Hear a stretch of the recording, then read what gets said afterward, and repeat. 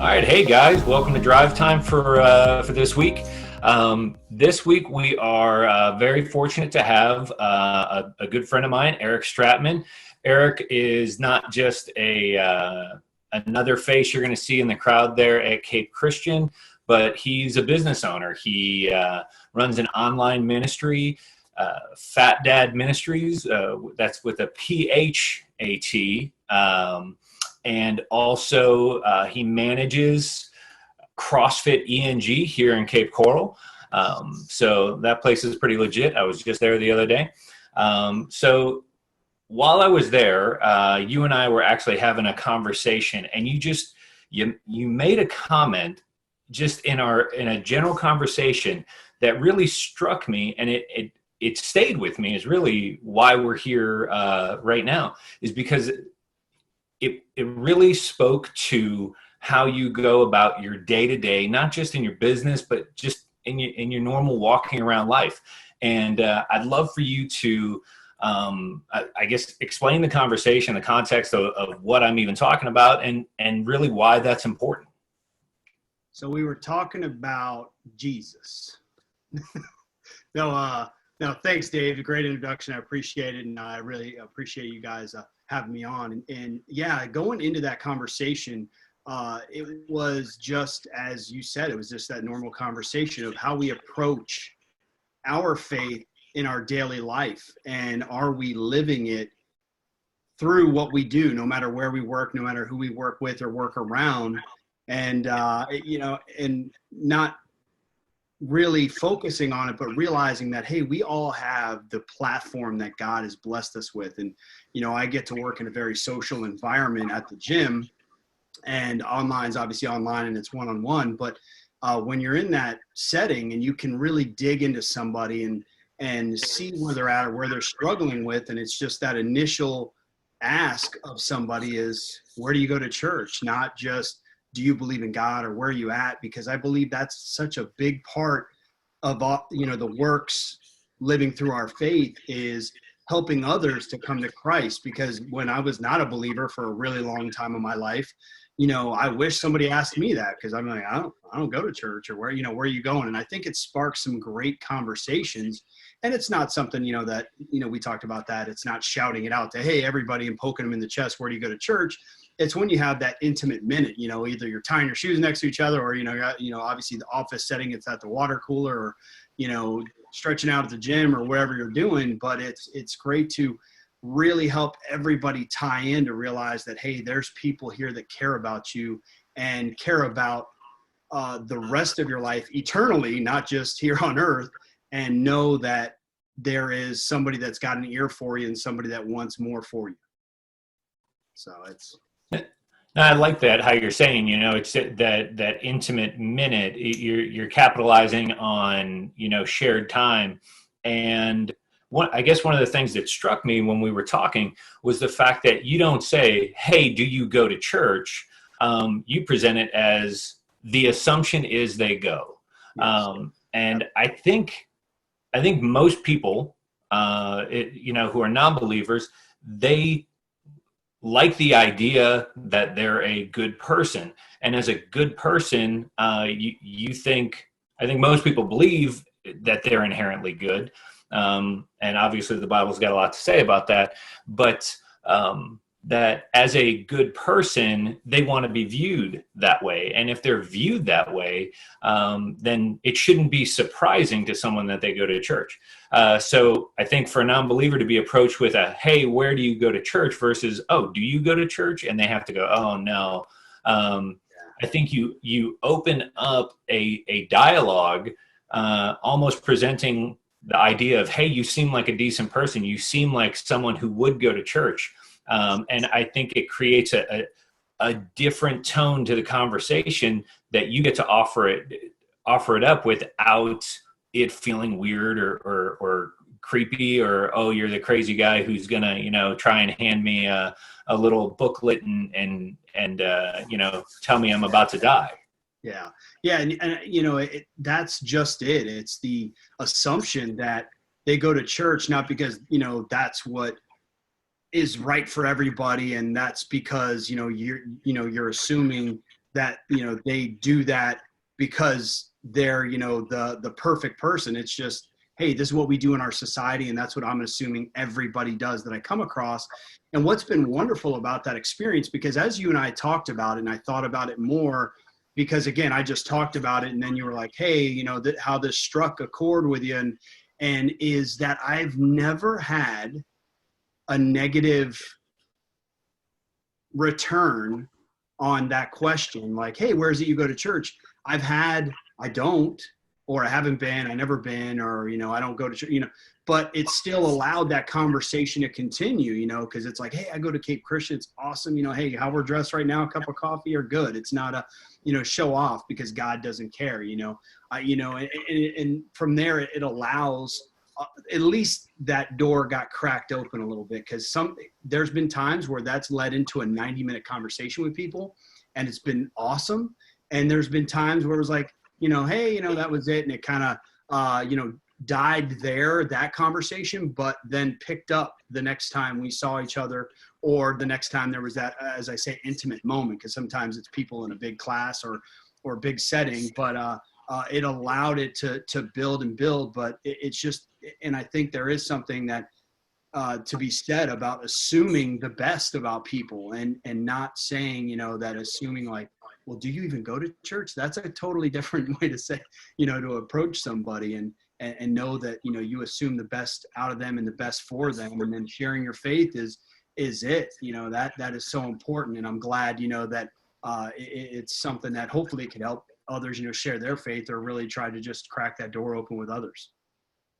So would you say that this was a business strategy, or like a strategic thing? Like you sat there and said, okay, well, these are my investment strategies and these are my connection strategies, or is this a result of, who you are and your identity as a believer?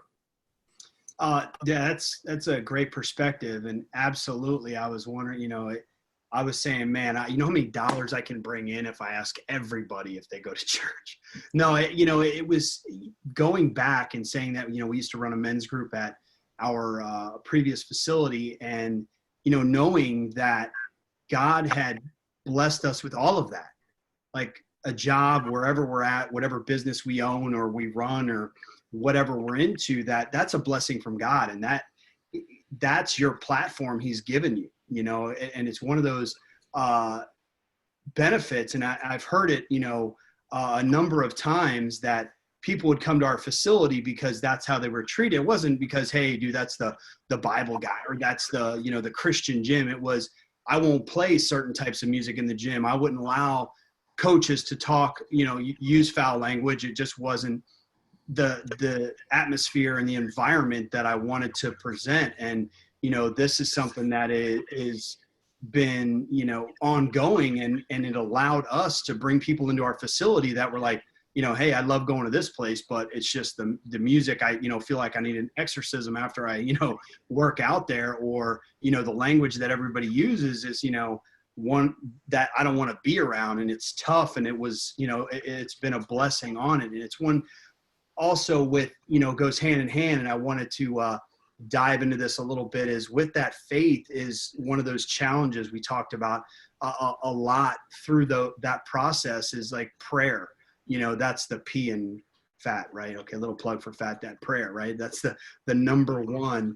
But knowing that when you come across somebody that needs prayer, or you want to pray for them, and why I said it was hand in hand, because number of times that I've asked people, where do you go to church? Well, I don't, has led into the end of it, us praying, because it's about what they're, and I'm getting goosebumps, man. It's pretty awesome, because it actually just happened recently there at the gym. And it was, instead of, I'm going to pray for you, I believe it's our duty, so to speak, as Christians, that if somebody needs prayer, to provide that right then. They don't need, they're going to need ongoing prayer based off of the situation. I don't want anybody to, try to really peel the layers of that onion, but it's understanding that if we are able to pray with somebody immediately, no matter how good or bad. I mean, we've all got it, and I used to be that guy, like, I'm not good at prayer. It's like, dude, if you're just going to talk with somebody and bring God, where two are gathered, two or more, right? God is present. And it's having that opportunity to put your hand on their shoulder, or maybe foot on their foot if you're, kind of social distancing, I guess, but, and just pray with them immediately, and that has been such a blessing to come out of my comfort zone and help me grow as a Christian, because a lot of us are quick, and we've both probably said this many, many times, is I'll pray for you. How about I'll pray for you right now? And do you mind if I pray for you? And that's something I don't assume from anybody, like, hey, I'll pray for you. And people are like, okay, great. But hey, you mind if I pray with you right now? And I'm happy to say I've never had somebody go, no, don't pray for me right now. I don't need that. I don't need all the help I can get to get through whatever situation. Because normally that conversation wasn't about how awesome everything is going in their life. And it's all because they did it themselves. And there's not, the divine being that created them. So I know I went down a little rabbit hole there, but I wanted to, because that, like I said, that layers of that onion, the more I thought about it after we talked, it brings up so many great memories of, what that impact has been. And just that simple question of where you go to church has been great. All right. So if you could, in a tangible sense, this is obviously a lifestyle for you. It's not a business strategy. It's not just what you do at work. It's from knowing you for almost a year now, this is just who you are. This is, your approach to people. It's a result of your faith, is why you approach them the way you do.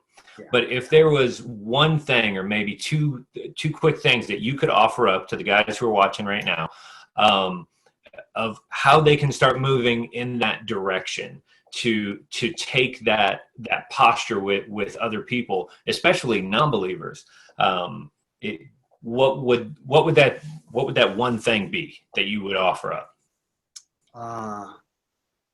Get out of your comfort zone. I mean, I think that's, kind of that key component that God has given us in life to succeed and to move forward in his glory, that getting out of your comfort zone, but just asking somebody something. Because again, trying to talk to non-believers can be a variety of conversations, but having that intimate time with somebody that it is, like I said, it could be the water cooler, it could be stretching out at the gym or whatever you're doing. And it's just like, hey, where you go to church, as you have these conversations with people and you get to know them, because how many of us have worked with people for years and you don't even know if they go to church? You don't know that they might be on fire for God, and you've been like, man, we could have been doing, so many things together and projects and all this, and you don't even know it. But it's that other side that, that twinkle that it gives somebody, that, wow, there's faith and there's people that care. But yeah, just getting out of that comfort zone and just asking or praying with somebody that, needs it. I mean, who doesn't need it? It's like saying, yeah, you don't need oxygen, so I'm not going to give that to you, but I'm going to give oxygen to everybody else. Everybody needs prayer like they need oxygen. So I might have to copyright that. I don't know if that's a t-shirt somewhere, but that's, but yeah, I think that's one of the biggest things, is saying, that the works. Cause we talked about that earlier on our phone conversation about, faith without works is dead. And, that's really where I feel, a portion of my works are. And I feel that it's our duty as Christians to show our faith through our lifestyle and how we live our life and how we treat our kids and our wife. And we're not all perfect, and we need prayer, and please, everybody, pray for me. I need it. But it's the understanding that, we can give that to others every single day, every time we come in contact with them. I mean, this Zoom and, church at home has opened up a whole new area for us, that we can get face to face like this with individuals and have a more intimate conversation, because it's not just on the phone or a little phone, you're FaceTiming. It's something that you can make an impact in their life now. Well, that's great, man.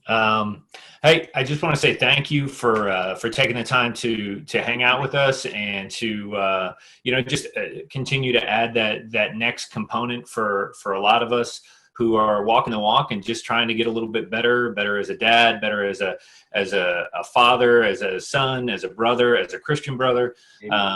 And I appreciate it. So again, Eric Stratman, Fat Dad, CrossFit extraordinaire. Thank you for your time, sir. Thank you, brother. Appreciate it. God bless.